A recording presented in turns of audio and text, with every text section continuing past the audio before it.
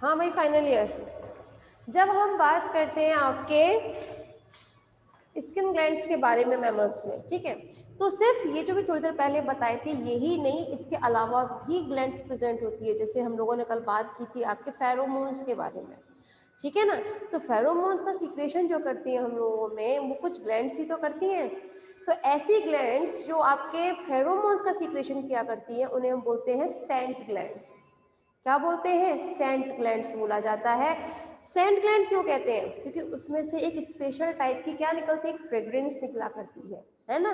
तो उस फ्रेग्रेंस की वजह से क्या होता है, जो आपका फॉर एग्जाम्पल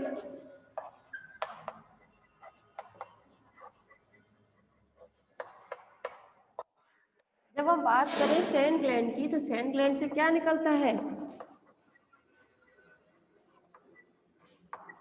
फेरोमोन सीक्रेट हुआ करते हैं। तो इन फेरोमोन्स की वजह से कोई भी मेल जो है वो अपनी फीमेल को क्या करता है, अपनी तरफ अट्रैक्ट कर लेता है बहुत इजीली, ठीक है। लेकिन जो सेंट ग्लैंड्स होते हैं इनकी पोजीशन हर एक एनिमल में अलग अलग जगह हुआ करती है, ठीक है। जैसे अगर हम बात करें डॉग में, ठीक है, तो डॉग में सेंट ग्लैंड्स जो है वो प्रेजेंट होती है जनरली टेल रीजन पर। यहाँ पर टेल होती है ना, तो टेल के नीचे वाले रीजन पर प्रेजेंट होती है इसमें सेंट ग्लैंड्स, ठीक है। वहीं अगर हम बात करें किसी भी एंटीलोप की, ठीक है, तो एंटीलोप में जो है सेंट ग्लैंड्स वो प्रेजेंट होती है उनके हेड एंड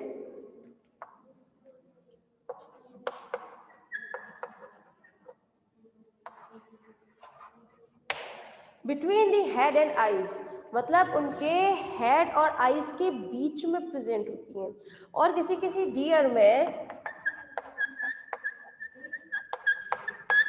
उसमें प्रेजेंट होती हैं ये जो आंख और नाक है ना, इन दोनों के बीच में, जिसे वो कहीं कहीं अपने पेड़ों पर लगाते हुए चलते हैं। जब भी वो कहीं जाते हैं और उन्हें किसी को, अपनी फीमेल को मतलब अट्रैक्ट करना है, तो वो क्या करेंगे, जिस रास्ते से, जिस पाथ से वो लोग गुजरते हैं, वो उस रास्ते पर क्या लगा देते हैं, वो अपनी आंख में से, यहाँ से जो सीक्रेट होता है उनके में, ठीक है, ग्लैंड्स के थ्रू, तो उसे हर एक पेड़ पर लगाते हुए चलते हैं, जिसको सूंघ कर, जिसको इनहेल कर कर उसकी जो फीमेल होती है उस रास्ते से अपने उस मेल तक इजीली पहुंच जाती है, ठीक है।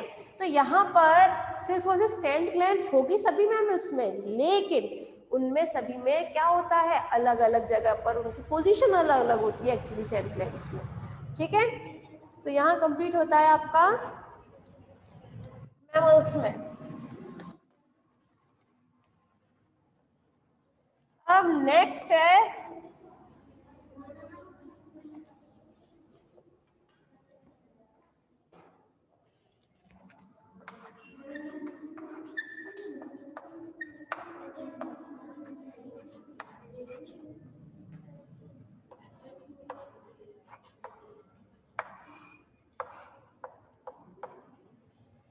एपिडर्मल स्केल, ठीक है। जब हम बात करते हैं आपकी एपिडर्मल स्केल्स के बारे में, तो हर एक एनिमल में एपिडर्मल स्केल्स जो है वो अलग अलग मिला करते हैं। जैसे पहले हम बात कर लेते हैं आपकी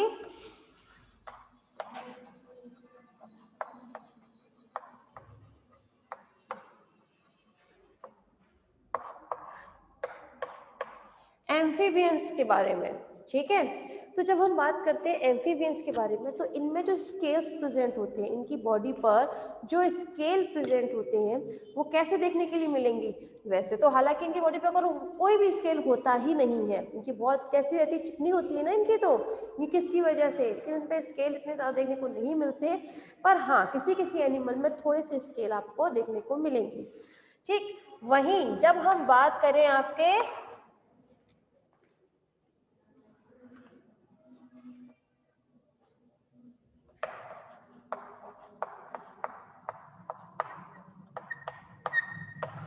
रेप्टाइल्स की, ठीक है, तो रेप्टाइल्स में स्पेशली स्नेक्स, ठीक है, स्नेक्स में आप लोगों ने बहुत अच्छे से स्केल्स उसमें देखे जाते हैं। है ना। तो ये स्केल्स जो होते हैं ये कैसे होते हैं, ये एक्चुअली स्केल एक दूसरे को, मतलब दो प्रकार के आपको इसमें स्केल्स देखने के लिए मिलेंगे। डायग्राम के थ्रू बताओ ऐसे समझिए।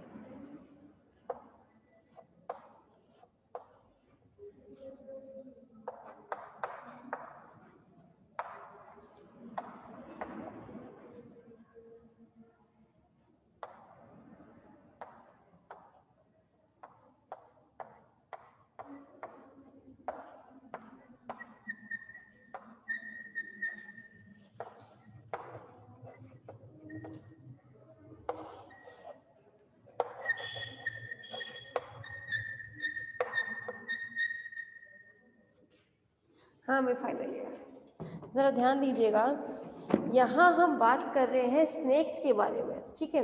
तो स्नेक्स में जो स्केल प्रेजेंट होते हैं वो कुछ इस तरह से प्रेजेंट होंगे कि ये एक दूसरे को, यहाँ पे स्केल्स है ना, ये ढेर सारे बनाए हुए हैं यहाँ, तो यहाँ हर एक स्केल एक दूसरे को ओवरलैप करते हुए दिखाई देता है। क्या दिखाई देता है?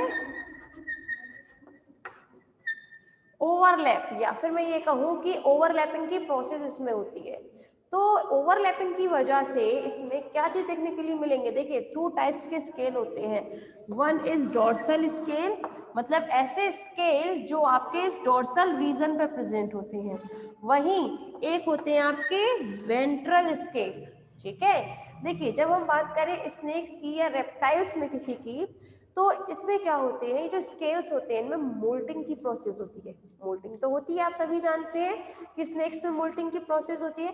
तो जब स्नेक्स में मोल्टिंग की प्रोसेस होती है तो उस वक्त ये डॉर्सल स्केल्स जो होते हैं, ठीक है, वो हमेशा उनकी बॉडी से हट जाते हैं, है ना। लेकिन इससे पहले कि ये डॉर्सल स्केल उसकी बॉडी को क्या करे, छोड़े, यानी कि उसकी बॉडी से हटे, उससे पहले ही ये वेंट्रल स्केल हमेशा पहले बन जाने चाहिए। जब तक वेंट्रल स्केल नहीं बनेंगे तब तक डॉर्सल स्केल उसकी बॉडी को नहीं छोड़ सकता, है ना। तो मोल्टिंग की प्रोसेस होने से पहले क्या होना चाहिए कि उसमें डॉर्सल स्केल से पहले उसमें वेंट्रल स्केल भी बने होने चाहिए, है ना। अगर वेंट्रल स्केल नहीं बनेंगे तो जाहिर सी बात है कि डॉर्सल स्केल उसकी बॉडी को यहाँ पर नहीं छोड़ेगा, ठीक है, क्लियर होती है। तो यहाँ पर देखने की बात तो एक यही है कि इसमें एक तो ये ओवरलैप करते हैं एक दूसरे को, मतलब एक के ऊपर एक कुछ इस तरह से, आपने कभी स्केल्स देखोगे ना तो कुछ इस तरह से होंगे, मतलब पूरी ऐसे अलग अलग ना होकर एक के ऊपर एक कुछ इस तरह से ये ढके होते हैं, ठीक है ना। मैं एक और लगा दूं यहाँ, तो कुछ इस टाइप से, तो एक के ऊपर एक ये ढके होते हैं। तो इस प्रोसेस को हम क्या बोलते हैं, ओवरलैपिंग की प्रोसेस। तो इसमें क्या होता है, ओवरलैप हुआ करता है, ठीक है। और इन्हीं स्केल्स की वजह से, है ना क्लास, इन्हीं स्केल्स की वजह से हम इजीली स्नेक्स को क्लासिफाई कर सकते हैं, या फिर आप आइडेंटिफाई कर सकते हैं कि कौन सा स्नेक जो आपका हार्मफुल है और कौन सा हार्मलेस, मतलब इसमें कौन सा पॉइजनस हो सकता है, कौन सा नॉन पॉइजनस। तो चलिए बात कर लेते हैं पॉइजनस एंड नॉन पॉइजनस के बारे में। ये जो पॉइजनस एंड नॉन पॉइजनस के स्नेक्स होते हैं क्लास, पहली बात तो ये क्वेश्चन बहुत ज्यादा इंपॉर्टेंट है ये आपके में यहाँ नहीं, सेक्शन सी में जनरली पढ़ाया जाएगा कि इसमें बहुत लंबा क्वेश्चन आता है उस पर कि आप डिफरेंस बताएं, difference between poisonous and non poisonous snake में, ठीक है ना। तो ये अपने आप में बहुत इंपॉर्टेंट क्वेश्चन है। तो उनमें जो ये अंतर रहता है, आप जो आइडेंटिफाई करेंगे उन्हें, वो सिर्फ और सिर्फ स्केल्स की बेसिस पर ही कर सकते हैं। और वो स्नेक्स की भी ओरिजिन कहाँ से होगी, आपकी एपिडर्मल से होगी। समझ रहे हैं, कहाँ से होगी, एपिडर्मल से होगी। तो चलिए बात कर लेते हैं हम।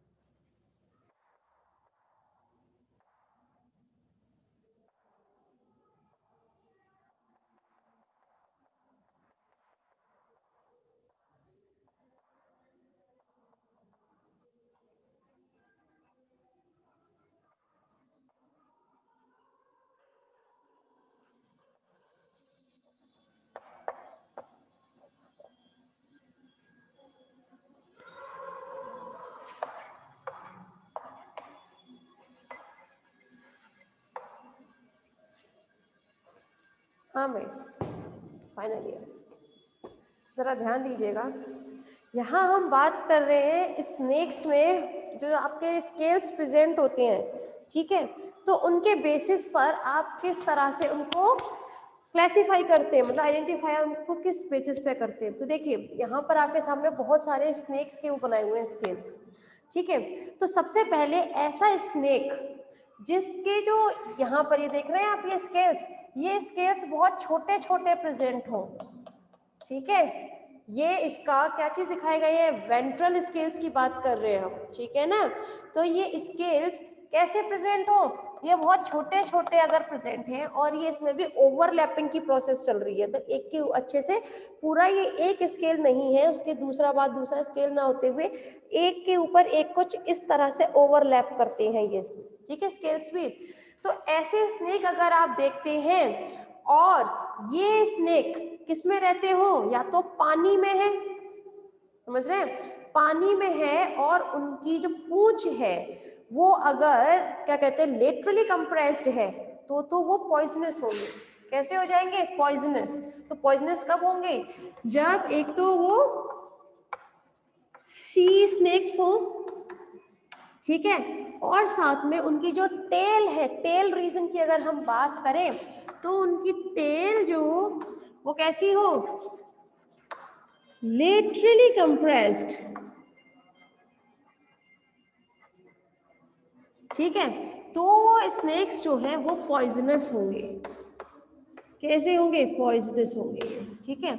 लेकिन अगर आप ऐसा कोई स्नेक देखते हैं जो समुद्र में तो है, पानी में तो है, लेकिन उसकी पूंछ जो है वो थोड़ी सी राउंडेड शेप में है ना, तो उसके बारे में आप कुछ नहीं कह सकते कि मतलब ये पॉइजनस होगा या नॉन पॉइजनस। वो पॉइजनस भी हो सकता है या नॉन पॉइजनस भी हो सकता है, वो तो आपको बाद में पता चलेगा जब वो आप उसका कोई और कैरेक्टर दिखेंगे तब, ठीक है।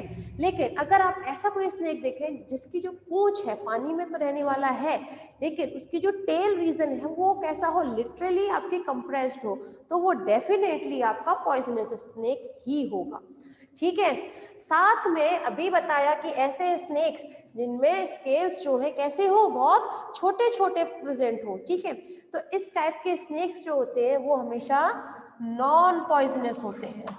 कैसे होते हैं, नॉन पॉइजनस होंगे, ठीक है।